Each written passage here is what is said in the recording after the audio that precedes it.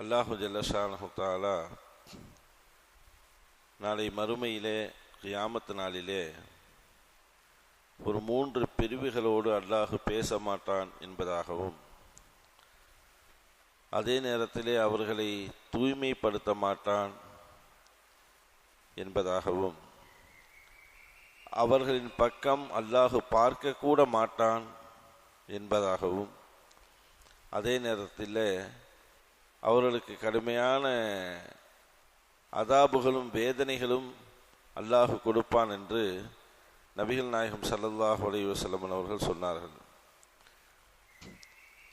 அந்த 3 பிரிவினர்கள் யார் என்பதை இந்த ஹதீஸ் நமக்கு சொல்லித் தருகிறது.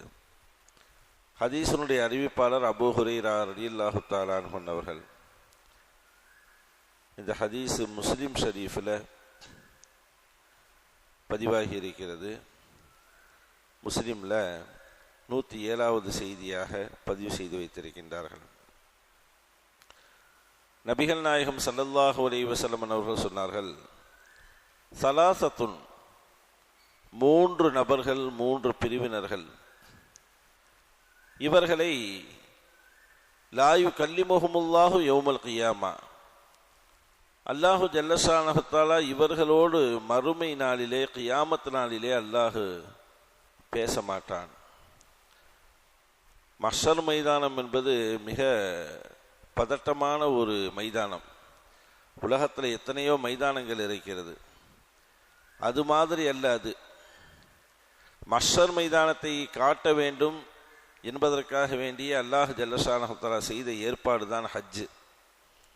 அந்த ஹஜ்ஜிலே அரஃபாவிலே, அந்த அரஃபாவினுடைய மைதானத்திலே பல லட்ச மக்கள் அங்கு நின்று கொண்டு அமர்ந்து கொண்டு அல்லாஹ்விடத்திலே கரமியேந்தி துவா செய்யக்கூடிய அந்த காட்சிகளை நாம் ஒவ்வொரு வருடமும் பார்த்து வருகின்றோம். அப்படிப்பட்ட ஒரு சூழலிலே நமக்கு என்ன சிந்தனை வர வேண்டும் என்றால், நாளை மறுமை மஹ்ஷர் மைதானத்திலே அல்லாஹ் ஜல்லஷானஹு தஆலா அரஃபாவிலே மக்கள் எல்லாம் நிற்பதை போன்று உலக மக்களை எல்லாம் அல்லாஹ் நிப்பாட்டி வைத்து விடுவான். கடுமையான ஒரு சூழ்நிலை அந்த நேரத்திலே நிகழும். சூரியன் தன்னுடைய தலைக்கு மேலாக வந்துவிடும். கேள்வி கணக்குகளை அல்லாஹ் தாமதப்படுத்துவான். நின்றுட்டே இருக்கணும். ஹதீஸில் இப்படியும் வருது, சில நபர்கள் இப்படி எண்ணிக்கொள்வார்களாம், சும்மாவே நிற்கிறமே. சில நேரங்களில் நம்ம இ-சேவை மையத்துக்கு போவோம், எங்கே தாலுகா ஆஃபீஸ் இந்த மாதிரி இடங்களுக்கு நம்ம போவோம். ரொம்ப நேரம் வரிசையில் நிற்போம்.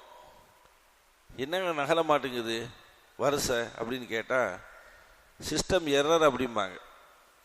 ஒர்க் ஆகலை, அந்த பண்ணக்கூடிய அந்த சிஸ்டம் ஒர்க் ஆகலை, அந்த சாஃப்ட்வேர் ஒர்க் ஆகலை அப்படின்னு சொல்லுவாங்க. எப்படா சரியாகும் அப்படின்னு நிறுத்திட்டே இருப்போம். இந்த இப்போ வந்துடும், கரண்ட் இல்லை, நெட்டு போயிடுச்சு, இப்படி பல காரணங்கள். அப்படியே வரிசை நகலாமல் அப்படியே நிற்கும், நம்மளே நின்றுட்டே இருப்போம். அதுக்கே நமக்கு கடுமையாக எரிச்சலாக இருக்கும், சங்கட்டமாக இருக்கும். எப்படா இந்த வரிசை போகும், எப்போ போகலாம், இல்லை வீட்டுக்கு போயிடலாமா, வேணாம் பேரே மாற்ற வேணாம் அப்படிங்கிற முடிவுக்கு கூட சில பேர் வந்துடுவாங்க. அந்த மாதிரி தான் நாளை மஹ்ஷர் மைதானத்தில் அல்லாஹ் கேள்வி கேட்காமல் சும்மா நிப்பாட்டி வைப்பான். அப்போ ஒரு பிரிவினர்கள் இப்படி முடிவுக்கு வந்துடுவாங்க, அல்லாஹ் எப்பத்தையும் கேள்வி கேட்பான், ஏன் நம்ம இவ்வளோ நேரம் நிற்கிறோம், நரகமே நம்ம கிடைச்சாலும் பரவாயில்ல, சொல்கிறோமா இல்லையா? ஆதார் கார்டில் பேரே மாற்ற முடியாட்டாலும் பரவாயில்லன்னு முடிவு எடுத்துகிட்டு போகிறாங்கல்ல, அந்த மாதிரி நவுது பில்லா, அல்லாஹ் பாதுகாக்கணும். நரகத்திலே அல்லாஹ் தூக்கி போட்டாலும் பரவாயில்ல, கேள்வியை கேட்கட்டும் முதல்ல அப்படின்ட்டு அவர்களெல்லாம் நபிமார்களை நாடி வருவார்கள் என்பதாக ஹதீஸில் நம்ம பார்க்குறோம். அப்படிப்பட்ட ஒரு சூழ்நிலையில் அல்லாஹ் நம்மளோடு பேச வேண்டும் என்பதாக எல்லாரும் ஆசைப்படுவார்கள்.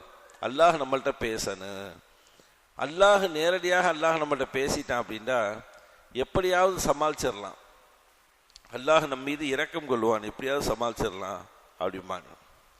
அதை ஒரு இறைநேசத்தை கேட்பாங்களாம்,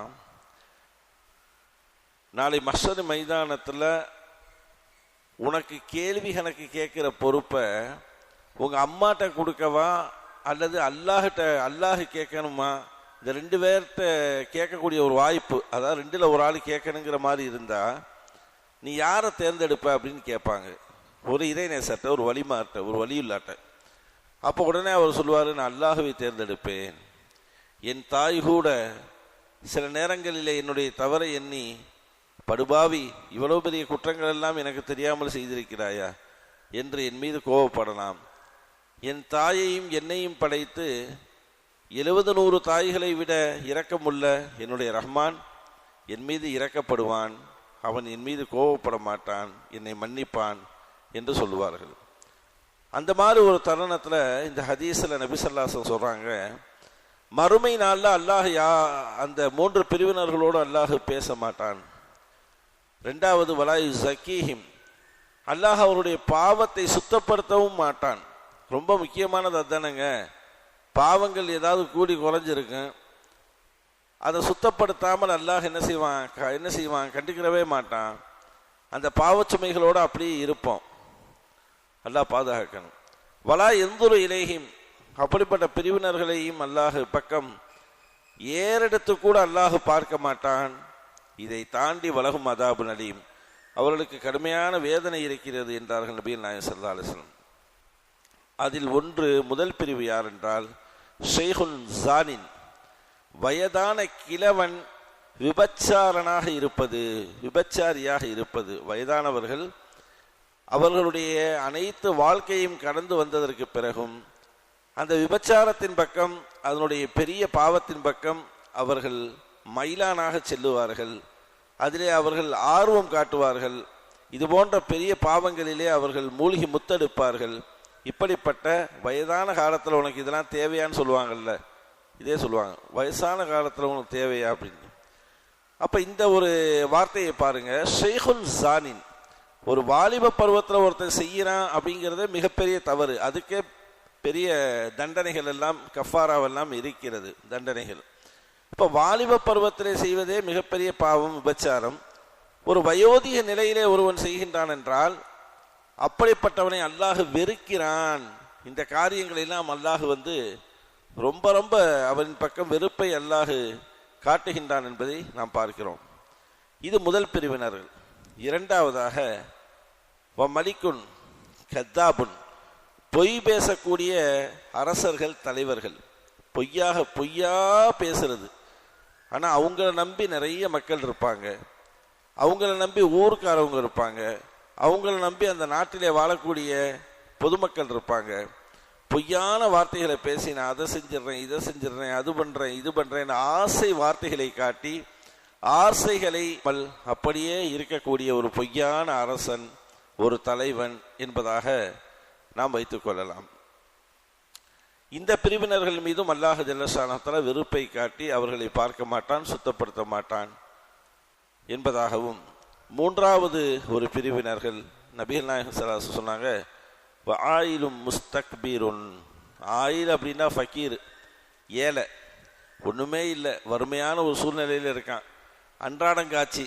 அந்த ஃபக்கீருக்கு பெருமை, அவன் பெருமை அடிக்கிறது, அவனுடைய சக்திக்கு மீறிய செயல்களை எல்லாம் செய்வது, அல்லாஹ் அவனுக்கு கொடுக்காத விஷயங்களை எல்லாம் கொடுத்ததாக அவன் மக்களிடத்தில் காட்டி தனக்கு பெருமை வர வேண்டும் என்பதற்காக வேண்டி ஆயிலும் முஸ்தக்பீருன், பெருமை அடிக்கக்கூடிய ஃபக்கீர் என்றார்கள் நபிகள் நாயகம் ஸல்லல்லாஹு அலைஹி வஸல்லம். ஒவ்வொரு மனிதனுக்கும் என்னென்ன நியாமத்துக்களை அல்லாஹ் செஞ்சிருக்கானோ அந்த நியாமத்தை வெளிப்படுத்தணும். ஃபஅம்மா பி நிஅமத்தி ரப்பிக ஃபஹதீஸ்னு அல்லாஹ் குர்ஆன்ல சொல்றான், கடன். ஆனால் அதை தாண்டி கடுமையாக பெருமை கொள்வது, பெருமை அடிப்பது, சாப்பாட்டுக்கே வழி இல்லை, ஆடி கார்லையும் பிஎம்டபிள்யூ கார்லையும் போய் நானும் இந்த காரில் வர்றேன் அப்படிங்கிற மாதிரி காட்டும். உதாரணத்துக்கு எப்படி பண்ணுறது? இவர்களின் மீதும் அல்லாஹ்வினுடைய கோப பார்வை, அல்லாஹ் கண்டுகொள்ளாமல் இருப்பது, சுத்தப்படுத்தாமல் இருப்பது, பேசாமல் இருப்பது, கடுமையான அதாபுகள் இருக்கிறது என்பதாக ரசூலுல்லாஹி ஸல்லல்லாஹு அலைஹி வஸல்லம் அவங்க சொல்கிறாங்க. ஏன்னா பெருமை என்பது அல்லாஹ்வினுடைய ஆடை. அதை யார் அந்த ஆடையை கலட்டுறாங்களோ அவங்களுக்கு கடுமையான அதாபு இருக்குன்னு அல்லாஹ் சொல்கிறான். இப்போ இது போன்ற நம்மையும் நம் குடும்பத்தையும் சமூகத்தையும் அல்லாஹ் பாதுகாத்து அருள் புரிவானாக. நல்ல முஃமினீன்களாக வாழக்கூடிய தௌஃபீக்